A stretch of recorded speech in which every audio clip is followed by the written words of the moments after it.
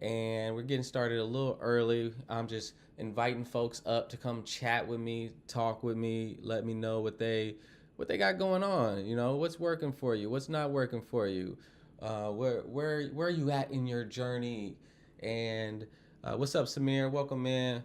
What's up, B for you? What's up? What's up?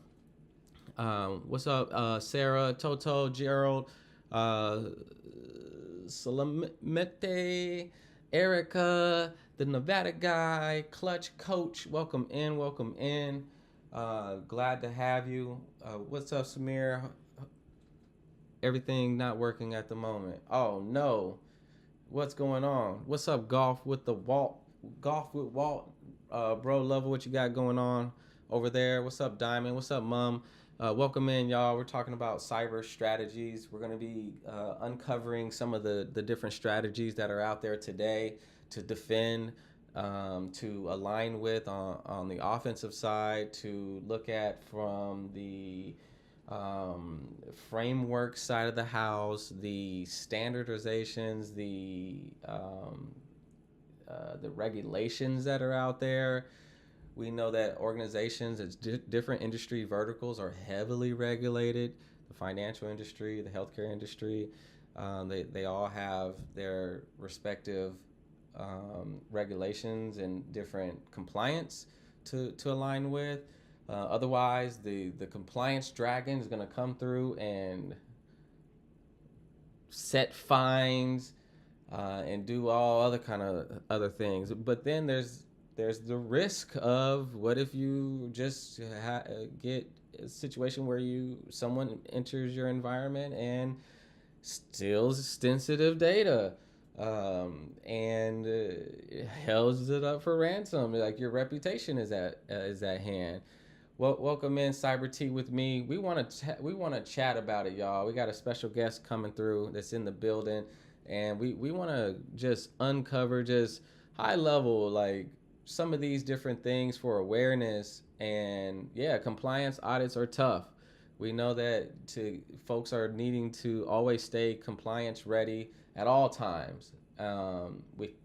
We need we need companies, organizations to continuously look at their posture management and look to improve that posture, look to become more optimized, look to better understand where they are today and what it's going to take to fill that gap. You know, what resources are required to fill that gap. What's up, Isaac? What's up, user? What's up, Mike? Welcome in, y'all. What's up, Tech Memes? Welcome in, welcome in. We're taking this time to ask for folks to come on down, chat with us, ask your questions. That's the only way that we are going to be able to fill these gaps between the folks who are established in the space and with the folks who are emerging. What's up, Cyber T with me? How you doing today?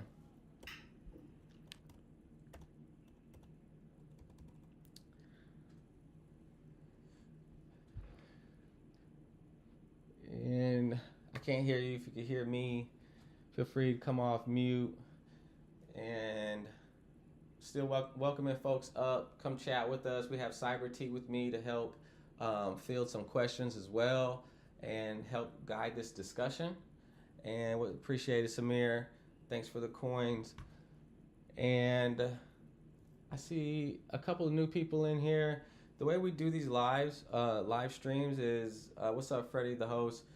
If you are emerging in the space, meaning you maybe just landed that first job or you just started that certification or that degree, we want you to come up and ask questions. We need you to come up and ask questions. That's the only way that we can tailor this experience for your benefit. What's up, Madara? I just changed my name, wanted something new. Yeah, I see you, Black Esos. I see you over there. B for you, Echo. Real cryptic over there. Real cryptic. And if you are established in the space, meaning you been there, done that, you've been walking in the field, you have been getting those certs, you've been getting that education, you've been in the space, rocking and rolling, bumping your head, figuring it out, having success, having failures. We want to hear from you too. We want to learn from you. We want to learn about your experiences. We want to learn how do you save us some time from um, going down the wrong path, or how do you save us from spinning our wheels or getting wrapped around the axle on certain things. We got Cyber T in the building. Um, Cyber T with me is in the building, y'all, to chat with us. We're gonna talk about cyber strategies. We wanna uncover some of these some of these different strategies folks are using. Organizations are leaning on tried and proven methods. There's no reason to reinvent the wheel. In fact, I don't encourage it. We have some smart individuals out there that have spent time on the MITRE framework, NIST, CIS, ISO.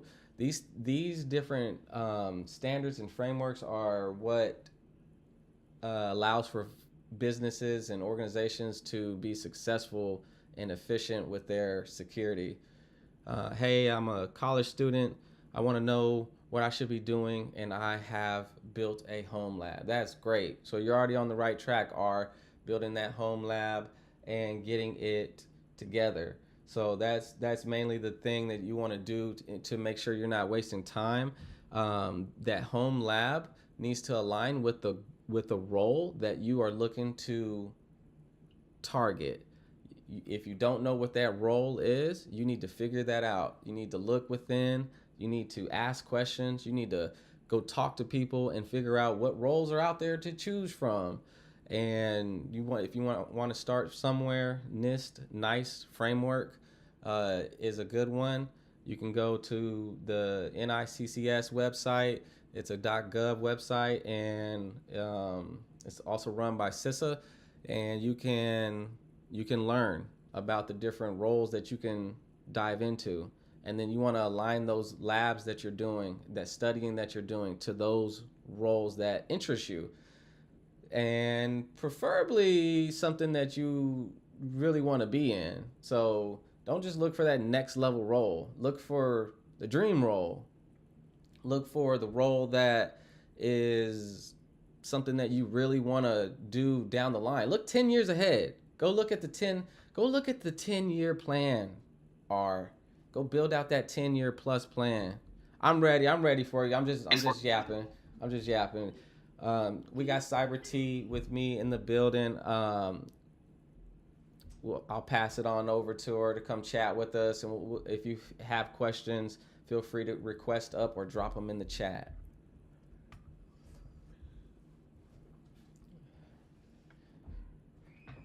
What you got, Cyber T, with me? You got it. I'm gonna try to unmute you if I can. All right, we got you now. Can you hear me? Oh, I could hear you a little bit. I heard the mic got muted. So unmute the mic, and here, I'll try again.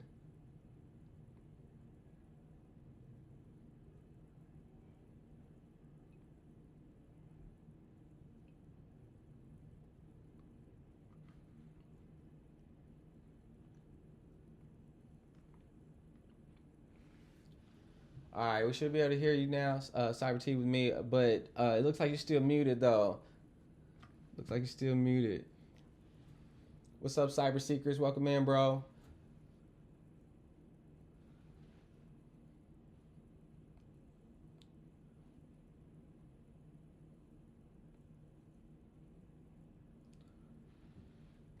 Feel free to come up, y'all. Ask questions. Cyber T with me. If you can hear me, we are. I can see you're still muted, so you just try to. There you go. All right, you're unmuted now. All right, I can hear a little bit of background. Can you hear me? Can you hear me?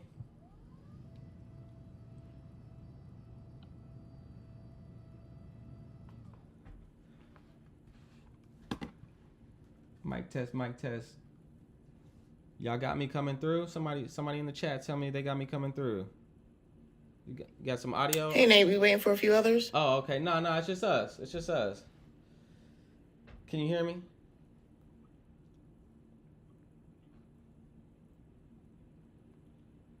Oh no, do we got a mad delay?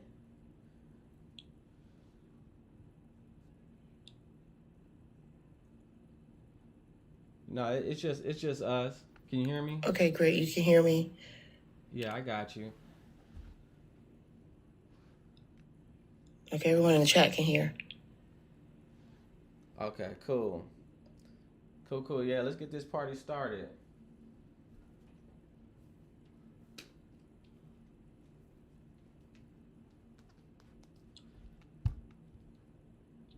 Okay, it seems like it's the panel that's having issues. Okay.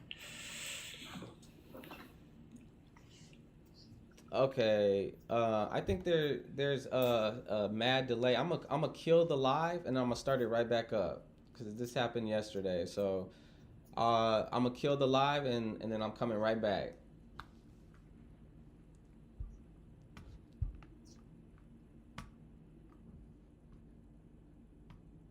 Damn, what happened?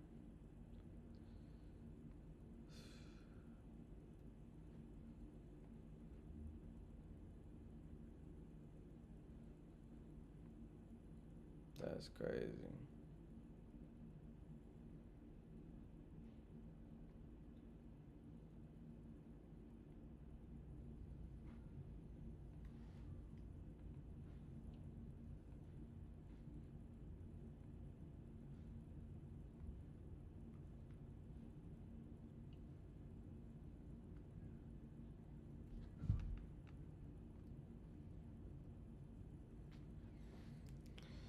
Welcome in. Technical difficulties again. I think last night they started some of these technical difficulties, but that's not gonna stop us. We're gonna turn it back up. What's up, Mr. Green? Welcome in. We're gonna get these panels back rolling. So if you have questions, come on down. Um, Technical difficulties. We're gonna get this party back started. Panels are back up. Feel free to request up if you have questions. Special guest is in the building. We're gonna give this another swing. All right, how we doing now? Audio check. Mic test. Mic test. All right, let's see. We back. Yeah, we back. We got it, y'all. We got it. That happened yesterday. I swear. They don't. When it's certain topics on the table, they don't want it out there. No, I'm just playing. How you doing today? Okay, I'm gonna mute my mic until everyone's ready. Yeah, let's just get the party started. Let's just get it started. And then as folks start coming in, we can we'll have them get caught up.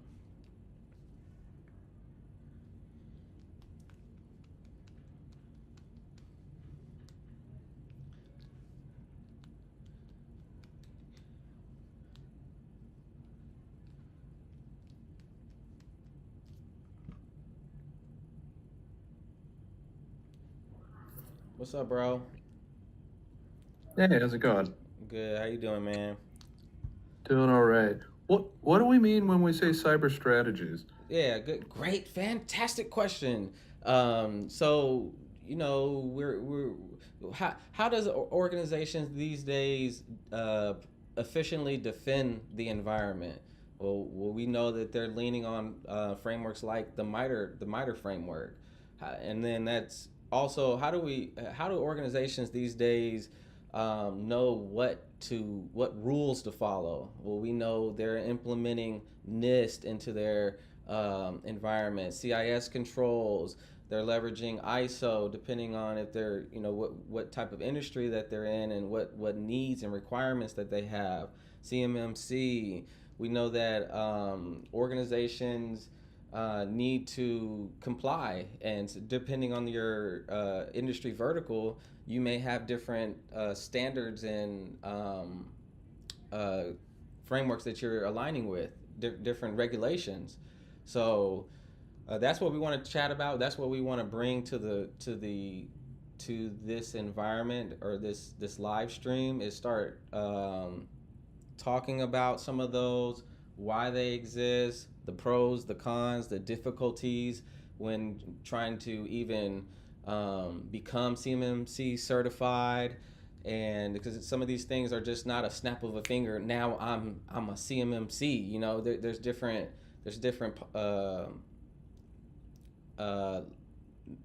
different levels that you can be on. You can be optimized, fully optimized, or you can just be just getting started on the ground level and have a lot of gaps within your environment. So this live is really to shed light into that area, and um, because we know that a lot of these live sessions that I do are, hey, before you start the job, and then but we have to start exposing some of the things that are real life once you're in the job. So get ahead of the curve. Start leaning into MITRE framework. Start leaning into Atlas that just came out that they just dropped with the AI, and understanding those things, because that's what these orgs are doing. They're looking at bringing folks who already have that knowledge, so that way they don't have to get them versed up. It's an easier lift if you have a background or knowledge base, or have done projects within and aligned with and can speak to frameworks, specific frameworks, because you look at NIST, thousands of special publications, thousands, um, all doing something very specific for environments. And we got Cyber T with me here to help guide that discussion, to help talk about these different things. And yeah, let's get the party started. Cyber T with me.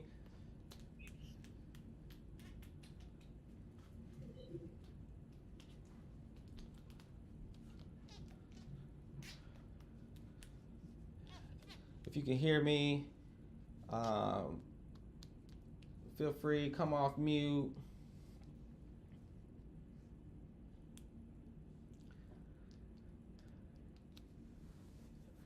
While we wait on Cyber T with me, Cyber Seekers, what did I think you've said at least 2 or 3 times that you were been a part of ISACA and the the the certification for their SOC analysts. Is that right? Yeah. When you were a part of that certificate, which is amazing, by the way, congratulations for that exposure and that contribution. Um, did you all have to align to, for any reason, different frameworks that are out there, ISO, NIST? Did that come up? Well,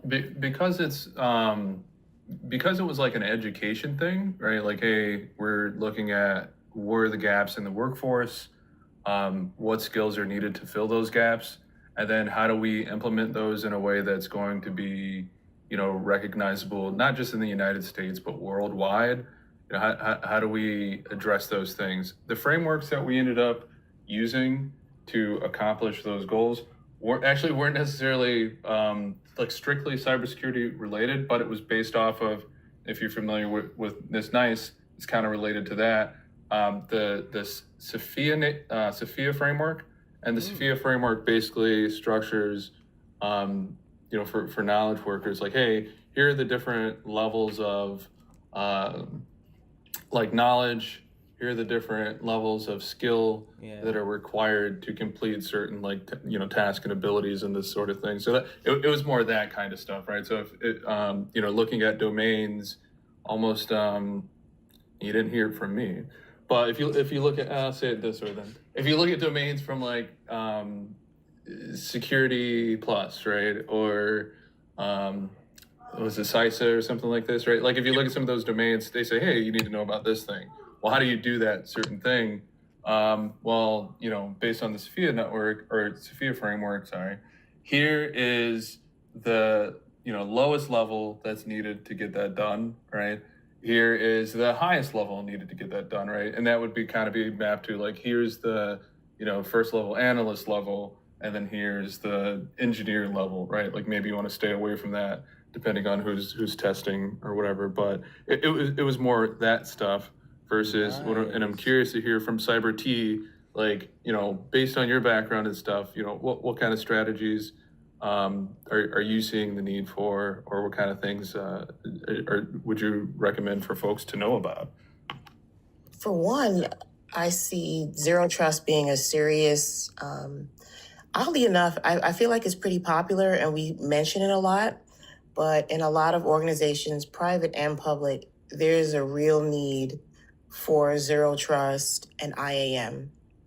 I'm a bit more senior. I've been around for about 10 years or so. I don't think I initially realized, I've spent a lot of time in the government space.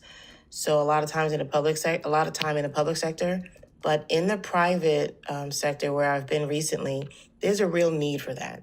So I really would say creating some sort of strategy for yourself to be able to, if you're not familiar with IAM or if you're not familiar with zero trust, getting clarity, some understanding around it, wrapping it in, tying it into frameworks, right? Tying it into NIST, tying it into ISO 2700, and then being able to explain that in a executable way to the engineering team, or you being the person to lead it if you have the opportunity as to how to properly execute that with templates and different things and compliance as a code. Like that seems to be really, really hot. And for me, it's just like catching me off guard because it feels like in the private sector, this is something that we've been doing a lot, but it's a real need for it. I see in public spaces. I like that. I like that a lot. So for the folks that have never heard of Zero Trust, or maybe it's brand new, or maybe they even haven't touched it, I just punched in Zero Trust into Google, and a slew of things came up. CrowdStrike has zero. They have a Yes. talk on it. Red Hat, Cloudflare, Microsoft. Where's or CISA? Where do we start? Do we click on all these, or is there one that's better than the others? Can kind of guide us there? So it would depend on where your path is, right? So where your path is, are you into software? Are you doing software development? Are you more in networking and infrastructure? So if you're in software development, you would definitely go into like OWASP, right? If you are into networking, you want to be familiar. Let me start with whichever path you choose, you do want to be familiar with the frameworks in general, whether it's software development or whether it's more network infrastructure architecture. However, if you are more networking, that's where I started. I started networking in Cisco. You want to be familiar with NIST and familiar with ISO 2700. Not that the paths clearly don't overlap, right? You need your foundation before you lay your web applications on top. But that OWASP is not going to be your focus. OWASP is going to be the focus for people who are doing more software development. So those are like real foundational places to start. The language is written pretty clear, pretty easy, and then you can always do exactly what you said, Nate, like drop something in Google, drop something in AI, find a video to break it down a little more for you if you find that you need a little help with whatever they're describing. And then like for zero trust specifically, is there like does Microsoft has the have the best write up on it, or do you like Cloudflare's and Zscaler's approach to it? I think they're all saying that like the same thing. They are saying the Okay. same thing. They're just applying it to their particular software.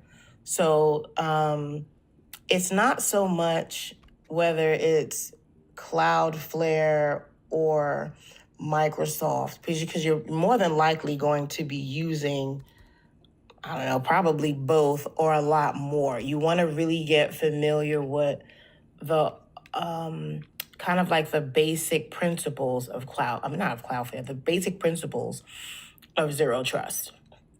Whether you're looking at it for the Microsoft Learn, I'm not sure if people are familiar with Palo Alto, right? All of these people, cloud, like you were saying, Cloudflare, everyone has their own particular write up. You want to get familiar with the principles. So, what would the principles be? The principles would be identity sensitivity, map data flow, architect networks, and continuous monitoring, right? So, these are like basic principles for implementation, and then you'll look at whichever software you're building on or maybe doing your labs in, and then you'll read what they have so you can bring that to the table. Because I see a lot of times in your lives in the chat, it's a lot of people doing their own labs at home. So what are you using for your labs at home? Whose documentation do you want to read up on? What do you really, what's being used?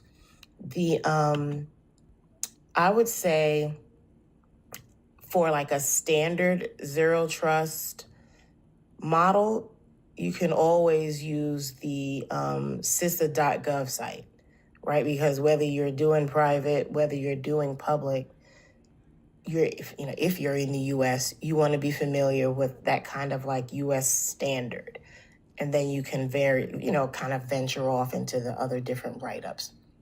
I typically start with what the government says, because even if you're in private, you can impress them with, hey, this is what the U.S.'s guys are. No, I like that a lot. In fact, I worked for some MSSPs, and it was always a thing for security awareness, and CISA's website was always great to guide folks to, as well as NIST, especially small to mid-sized businesses. Which is where I spent a lot of time, is they needed that guidance. There was a lot of gaps in understanding on what framework do I align with. NIST CSF 2.0 is great. And then when I went to these conferences, CIS controls were being pushed a lot lately, and then I learned that because I was a part of the team that would bring more awareness to security within our orgs. I reached out to CISA, and apparently we all have an assigned representative or a delegated person that has we're all broken up into regions in the U.S. So you have someone that you can reach out to in the event that you need knowledge sharing, or prior to something happening, you want to get prepped up, you need to get versed on where your gaps are. You can reach out to these folks, and they'll help you understand, give you the right resources to not necessarily handhold, but they'll lean in and make sure that your environment is going in the right direction where it needs to go as far as security. Yeah, you can get like a quick little checklist to be able to use, and then build a proper checklist for your organization off of that. Yeah, I like that. And that's what we're really talking about, folks. Checklists. What are the rules? So let me ask you this, Cyber T, with me. Wait, hold on. And I want to tell them this is free. Like, this isn't something that you have to pay for. This isn't something that this website, if you go on CISA.gov, you don't have to pay for this. So you can go up there and download a lot of the information that we're talking about, just so you have it, as a reference, and it's totally free. Go ahead. Exactly. And I encourage it. So cheat sheets, these different posters that you can download to put them around, and so that way education is there. There's a lot of moving parts that that can be easily missed. So those checklists, that you're talking about, I think that's a great way for organizations to really make sure that they are not necessarily checking the boxes, but doing all the things, aware of all the things that they should be doing. And as new, uh, I'm not gonna say zero trust is new, but it's not the oldest thing in the book. No, it's definitely not. To be honest, when it first was gaining popularity, I wasn't a really big believer in it, simply because I find that, or at least I was finding that it would be difficult for engineers to, when you're like when you're in that vibe and you're in the middle of your work and your process, I'm thinking, how are we going to convince them that this may need another token, or you may have to enter another pin here, where I just felt like I wasn't sure how much buy-in the engineers would actually give it. Because when you're in, for all of us, whatever work you do, when you're in that vibe, you are in that moment, and you may not want to stop and do some form of identity check or authorization check or whatever. So I wasn't at first I was a bit skeptical. However, it's here, where people are implementing it the best they can, using it where they can. So it is what it is. Yeah, yeah, I see some chats 100% implement, but the principle does good. Yeah, Yeah, it does. yeah. So it's where we're going, and I think that you can tell by where we're going by looking at the leaders in the space. I always look at Microsoft. I always look and see what they're doing. They have this Microsoft security reference architecture. You can Google, and those things are very dense with best practices, what's working, what's not working. There's YouTube clips out there that walk you through this reference architecture, and it goes through all of Microsoft's ecosystem and all of its capabilities and tooling. So that way you can, even if you're not using their and leveraging their tooling, you can understand what folks are doing in the enterprise level and uh, adopt some of the different initiatives that they're undertaking. Yes, I would recommend, again, having help. If you actually create your own cheat sheets, like people that are either coming in or trying to maybe move up, right? You just started and you're trying to move up. If you create your own cheat sheets based on of some of these frameworks, then it will be easier to navigate the different write-ups that you come across, right? These different, everyone's own interpretation of how to implement zero trust within their environment, because you already have kind of like a basic understanding as to the basic principles of it. I find you can skim it easier than if you're looking to that guide, trying to read it like a book. It would be like, I might show my age here if I say something like a phone book, but it's a reference. It's more like a reference. So you would you would be using it and getting straight to the areas that you are trying to apply to either your learning or your technical situation, because we don't really know everything. We're learning as we go along. Even for some of us that are more senior, we are still learning.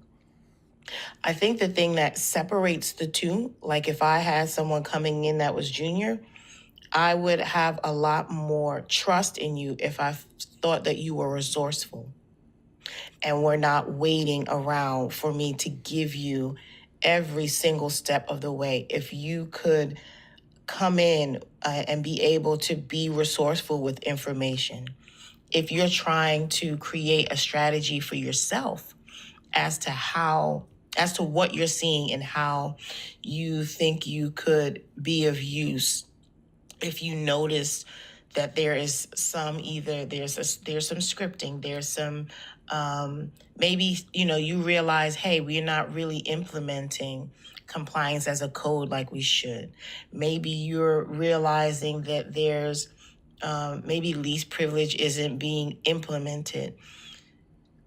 Understanding, having a little bit of an understanding as to how you want to add value to your organization will be able to kind of guide your study, if that makes sense. As opposed to saying, hey, I'm here and what is it that you want me to do? Right, right. I agree. I have a question for you, and I'll open it up to the panel to continue asking questions.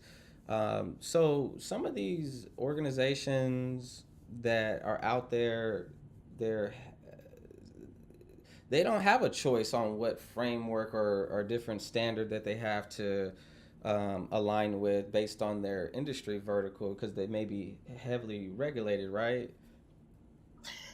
Well, they're pretty much a few, and they all overlap. So, if you are private or public, you're using NIST. If you are private or public, you're using ISO. If you're private or public, you're implementing zero trust. For all of the heavy hitters, they're the same across the board. It's just how many controls you're able to implement. And don't be afraid to maybe recommend one. Even if you are more junior, just have an understanding as to why you would be suggesting it. Simple things like that also get you noticed, right? They get you noticed. People on the staff begin to realize, oh, they may know what they're talking about. So the controls vary, but the frameworks are they're kind of overlapping.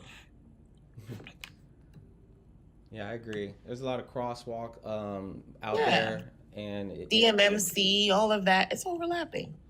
And they've been getting closer and closer to that overlap, especially like NIST, CSF 2.0, introducing governance as a category, really brings together a lot of these other frameworks that they're doing. So I'm seeing it grow too. Yes, the SOC 2 broadened the scope, right? So SOC 1 was focused on finance. SOC 2 broadened the scope so that you're not just focused on finance. What is that? Like, I think PC, someone in the chat, SSI, I think. So that you're more focused on the overall security, not just the controls that would lead for like finance and money. But there is a lot of overlap. So you don't have to become like the wizard, the control king, the framework master, but you do have to at least be familiar and be able to say, oh, you know what, let me see if I can do, as you said, like a crosswalk between the frameworks, a crosswalk between the controls, because you may find yourself, believe it or not, having to recommend or implement technical controls that meet the demand for multiple frameworks. That is where I say the strategy, what you'll find, and honestly, everyone on the chat, if you took the time to like Google cybersecurity architecture strategy, or you start playing with the word strategy and cybersecurity, you'll find the need for that, because we have a lot of people that are engineers, but we necessarily do not have a lot of people that want to think, that are thinking on a level that displays business competence. Like how there has to be someone that connects the bridge from what you're doing security wise and technically to the business, and then create a strategy so that everyone across the board is clear. Like, as you move up and you get familiar and you get comfortable with the technical part of the industry, do not be afraid to think vertically and want to move up, because there's a big need for that. There's a big need for people moving up in management and moving up into architecture, which is broad, not necessarily deep, right? That is a role where you know a lot of things, but you're not necessarily a master of one particular thing. There is a strong need for that. And what you're going to need is the technical aptitude as well as the ability to communicate and articulate to business what is happening and why everyone is doing what they're doing, or maybe really just help organizations create a proper security, I would say management, supervisor, audit. I'm seeing all sorts of roles. There was a role recently created in a friend of mine's company, and that role is literally as a cybersecurity architect to oversee there's like a whole group of people they're hiring to oversee the security department so that they can get some guidance onto how to implement the controls, tie it together with compliance, start building the bridge, because you have compliance on one end, you have the engineers on another end, and then you have management up above. And what you don't realize is all of these things are not necessarily tied together. Everyone doesn't always know what everyone is doing. And that's a problem security-wise. Let me see, the same thing, just different implementation for each vendor. What's up? Yep. The Rerun Shop. How you doing, bro? Hey, how's it going, man? What's up, Roman? Yeah, it's funny. I'm a subject matter expert, ISC. I've been doing cyber for about 12 years now. And it's, I agree, and I think a lot of people coming into this industry, I just got here, but I will say a lot of things coming into this industry, you gotta have the okay to tell somebody they can't do something. Yes. Yes, they're gonna throw their weight around. Yes, they're gonna call your boss. Yes, they're gonna go to the vendor and try to make up some excuse on why they didn't get this thing done or can't get that poem completed. I have blown away systems all together because they put everything under CM6. You know what I mean? Yes, Mama. I think your confidence is probably the most important part. So make sure before you go to any conversations, you have something, or writing, or 853 will save your life. If that's what you're under. Because I love me some Red 5, because ain't nobody really read it yet. So I love to go ahead and point that out and show them a section number, and then for the rest of the conversation, I get my way. Say, oh, yes, he did what I didn't do. Yeah. So just listen, please. And be okay with not explaining yourself to every little detail. Because a lot of people are like, well, where did it say that at? Well, it says it. That's why you hired me. I can't do that and control these vulnerabilities and do these poems and deal with these engineers at the same time. You got to just let me do and just believe me, please. But once you get a reputation, it becomes a lot easier. You know, base I'm at, they know my name, so it's a little easier for me now. But it definitely wasn't easy in the beginning. That I agree with 100%. You get a lot of pushback. Oh yeah. Oh yeah. Oh yeah. You're asking people to change things, to break away from their norm, to do more work. Well, that's how we always done it.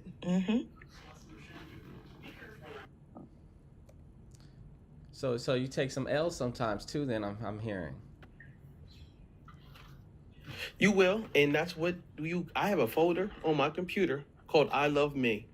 Anybody in this field need to go ahead and write that down. Put it in your binder, put a folder for you. It's every correspondence you told them not to do something and they did the opposite, or somebody used their power against you.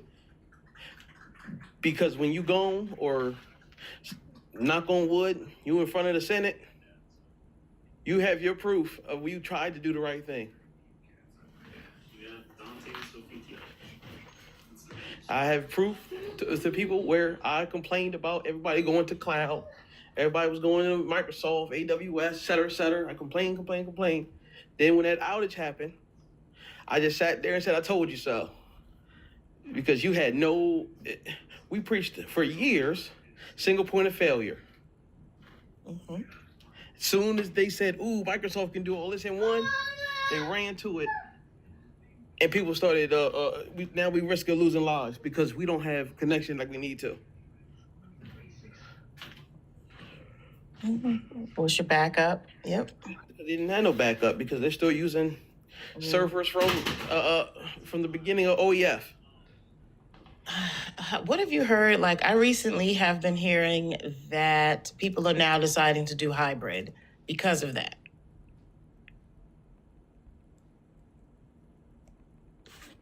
Now, don't get me wrong. I love me some hybrid. You're a butt coming.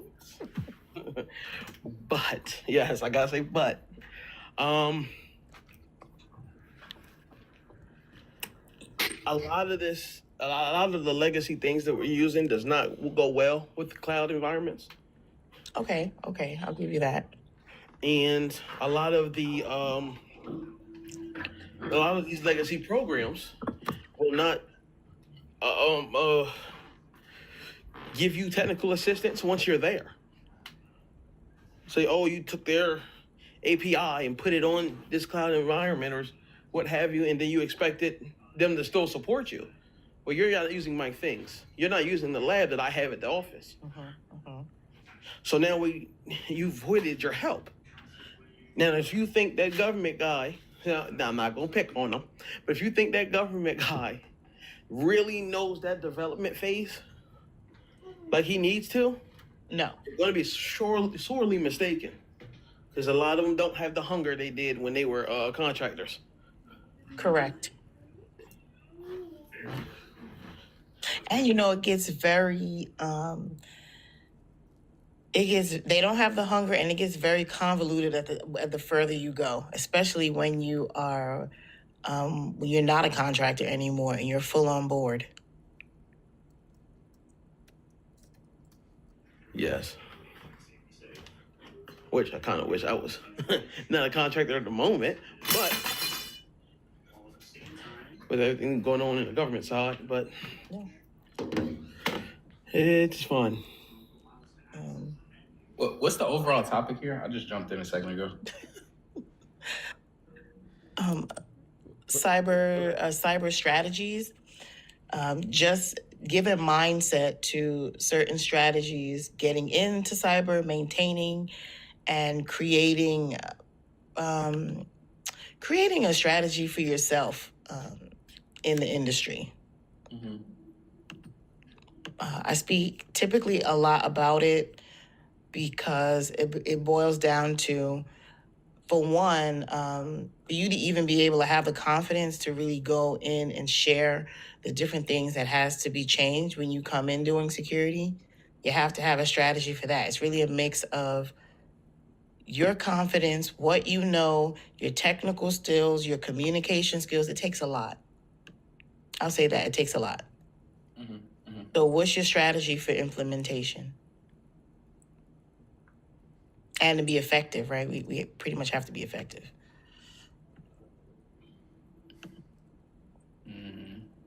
I see what you mean. Yeah, I don't think there's too much I can add to that. I think that makes sense. Yeah, and I think that we're really raising awareness to some of the different frameworks that are out there that folks are aligning with. OWASP came up, MITRE just came up. They have that new Atlas AI. If you're not familiar, check that out and see what's happening in the space. And we know that organizations, when you're entering these environments, they are already aligning with either a CIS control or some NIST framework, and understanding those frameworks, getting into those frameworks, and familiarizing yourself with those frameworks is important, because if you Google, or if you even look up LinkedIn and just punch in NIST RMF, look at the roles that come up that are available for folks who know NIST RMF. And more, they're asking engineers to get familiar with them. Like, what I'm finding too is more and more they're crossing, like a lot of things are beginning to, they're beginning to overlap. A lot of things are overlapping. Are the majority of people on this call like from a compliance perspective? Mostly everyone. Let's do a quick little poll, everyone. We'll go Cloud Tech exec style. Put a one in the chat if you are familiar with the different compliance frameworks that are available today. Put a one in the chat if you're familiar with the different compliance frameworks that are out there today. I see Roman. Roman, you be in my comments a lot. Now that I was like, that dog picture looked familiar. I'll be seeing you a lot in my comments, Roman. Shout out to Roman. Yeah, appreciate you. Yeah, I got some cloud sec engineering background and compliance, but I don't know about anybody else. Yeah, I'm not like, I mean, as far as the policy or compliance piece, there's certain frameworks that I'm familiar with, like NIST and CIS, but not like too much beyond the actual platform. Like I'll install the policy in the platform, or I'll do remediations and report on them on the platform, but like, I guess the deeper conversations like beyond the actual implementation is just not something that I personally deal with like that. What about like the Cloud Security Alliance? Like, are you diving into that very much at all? Negative. Okay. At most it'll be, is the policy installed to the platform? How are you implementing things to make sure that our compliance score goes up? How are you remediating things? And then what is your thought process for having some pane of glass to review things that are potential policy issues? That's usually as far as I personally go. Okay. And when you say platform, are you talking about like some of the newer posture management things we're seeing, like CNAP tooling and the CSPMs and AISPMs, stuff like that? Exactly. Like particularly like Wiz, or we'll just go platform specific, like with Cloud Security Hub or Azure Policy, et cetera, et cetera. Okay. Yeah, I like those a lot. I used Palo Alto's Prisma like over the past summer, which is super cool. Yeah, Prisma. Yuck. Hey man, it's not that bad. I mean, like, I touched Prisma and then I got a dose of Wiz and I was like, yeah, sucks. yeah, I mean, I don't have experience with Wiz, but I have no doubt it's pretty good. That brings up like a strategy that we're seeing, like some organizations are wanting to like engineer controls like once, or try to implement it once and then map it many times to various frameworks.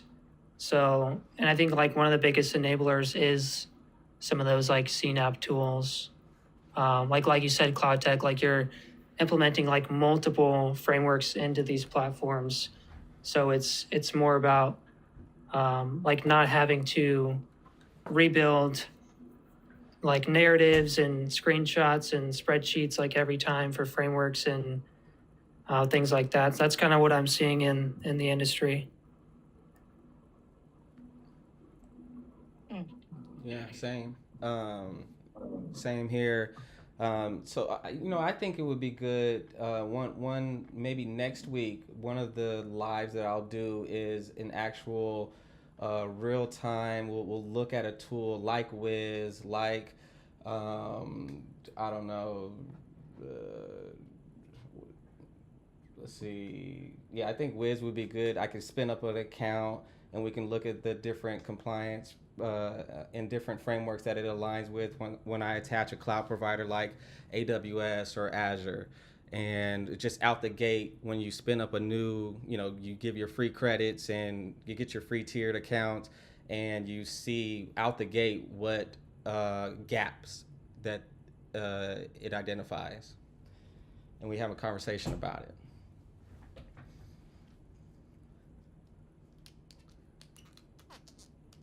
Sounds pretty good. Prowler. Anybody heard of Prowler? You probably have, Roman. It's open source. Yeah, I've heard of that one. I haven't looked too much into it though. Yeah, I think that'd be good. Cool, y'all. We got like 10 minutes, and we're gonna get on out of here. Get on with our days, our Mondays. We have some heavy hitters on the panel here, and we have a special guest, Cyber T, with me. If you have questions, drop them in the chat. If you have a comment, you want to share an experience related to different cyber strategies that if you run into different issues and how you resolve those. We're open to hearing that as well. See. I was gonna say, can you hear me? Yes, I can hear you at least. Okay. I was just gonna say, I'm actually gonna step down so somebody else can step up. A lot of the questions that I had, Cyber, you actually ended up answering them earlier. So I didn't have too much to really basically comment on. I figured my perspective would probably help a lot of the newer people that's coming in since I was new. And then I saw that Nigel had came in the room, and of course Nate. I just wanted them to hear how much of my confidence I've been working on as far as speaking on the subject. So, like I said, a lot of the questions were answered. I just figured maybe me being up there, if somebody else was newer and they were afraid to speak up, or if they had any questions, or if I had, some sauce, because I got a little sauce now that I could throw their way. But I kind of got everything that I needed. Oh, that's good. Have you been posting on LinkedIn like yourselves? I sure have, almost daily. I think yesterday was the first day that I didn't post, because I was like, man, I've been doing this every day, Monday through Saturday. Let me take like one day of rest. And that was like what was going to be one of my questions earlier when we first got in here, because I was going to say, how much research is too much research when you're coming in? Because when I say I've been going down rabbit hole after rabbit hole after rabbit hole, there's so many notations up on my notes in my computer. I got stuff written down in books. It's everywhere. But I mean, that, like I said, that was the bigger of my questions. Like when y'all are throwing like those big words out there, I'll write them down. I'll research them. I'll try to figure out, what y'all are talking about and how it ties into, me being in identity and access management. But, again, like I said, I really just got up here so that you guys, because you two can hear the difference in how I'm speaking versus when you guys first met me. So, it was just a little more of an update, a little more of letting you guys know what I'm doing, a little more of trying to put myself out there so that eventually I sound like y'all, and eventually I'm up on the panel being a SME. Yeah, for sure. You're gonna sound like you though. You're gonna sound better than us. But I saw that one of your posts, you got some like people were commenting on it and it got reposted and stuff like that. Mm-hmm. So you're getting like-minded people within your sphere on LinkedIn, which is good. Don't use those, or don't not take advantage of those opportunities, right? If you're seeing engaging chatter on a post that you posted about things like on AI or something like that, look at the people that are commenting on them, network with them, build a relationship. Don't let that opportunity go to waste, is what I would tell you, and just keep doing what you're doing. Okay. And you don't need to sound like me or Nate or cloud exec, and you sound like you and confident in what you want. Okay. Question. Agreed. Now, I'm a heavy Discord user. Is there any Discords that you guys know about that's been in the topic? I know I used to have one back in the day, but now it's lost within my plethora of Discord chats.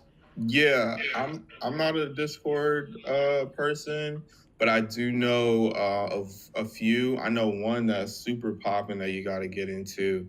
But I'm gonna let Cloud Tech Exec speak to it because I know he knows about the one. I think he has one that I keep hearing about. It's going crazy. Yeah, I got a quick question for you all too, whenever you guys are done with the Discord discussion. Yeah, if you want to get connected with a Discord, DM me or DM Cloud Tech Exec. We'll plug you in, and I'll ping you the rerun shop. I'll ping you on the side.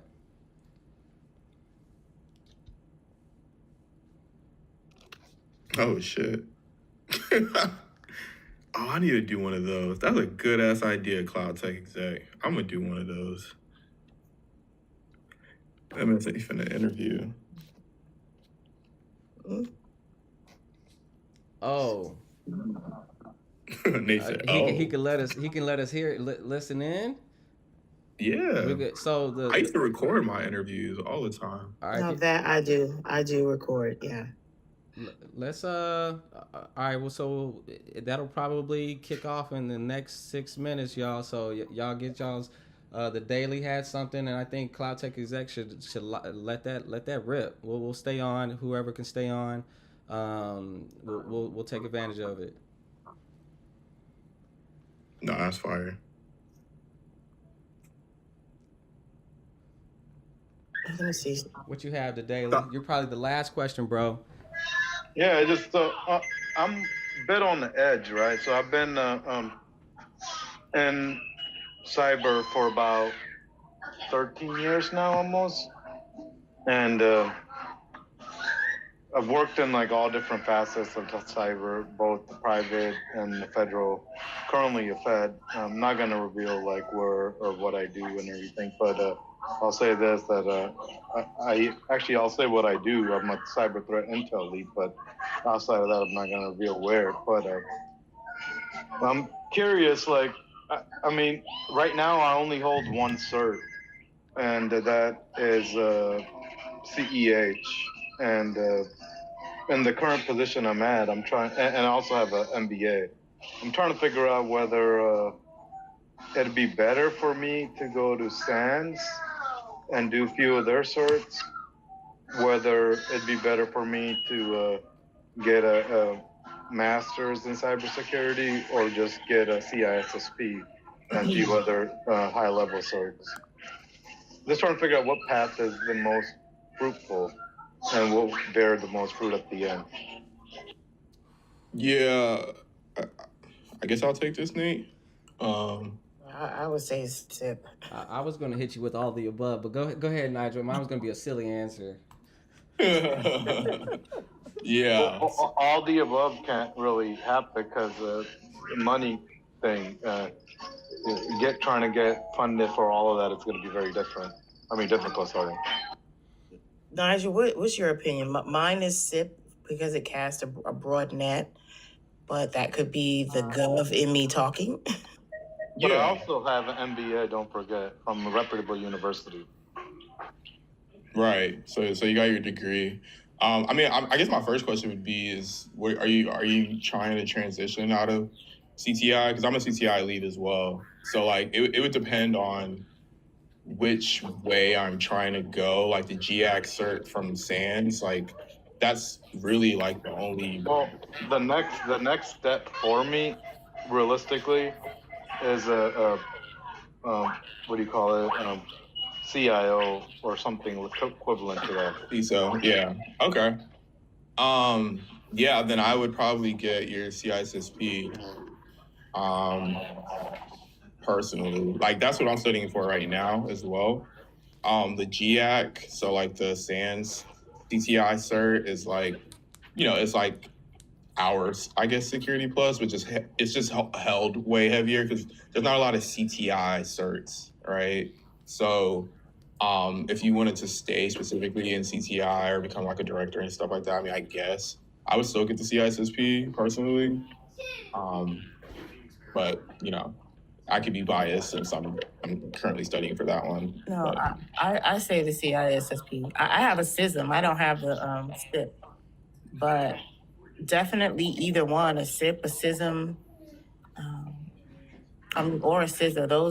Those three to me have like a broad reach when you're looking to either switch lanes, go up. It gives you a lot of wiggle room in the industry, in my opinion. I heard that a lot of it is something you will learn in the MBA as well, like PMP and MBA. All right, I'm back now. Are also part of the CSSP, like a lot of the information you learn there. I didn't see. I had myself on mute. I don't know if y'all want to listen to this interview. Yeah, bro. We want to catch it. All right, hold on. Hey, Cyber T with me. Thank you so much for joining. Feel free to hang out with us. The Daily, bro, just reverse engineer. Go find the job, CIO, if that's it. Go look at those roles in LinkedIn and go see what type of qualification creds they have. And go talk to them boys. Go reach out to them.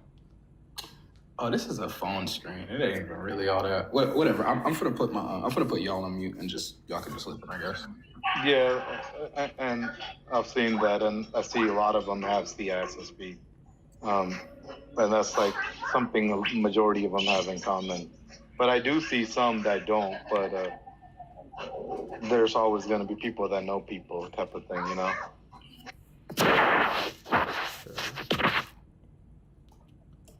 True. Yes, that's always going to be a thing. Maybe you don't need any of those, and if you network appropriately, then you can slide on in. But I think. And shout out to you for being a CTI. Yeah.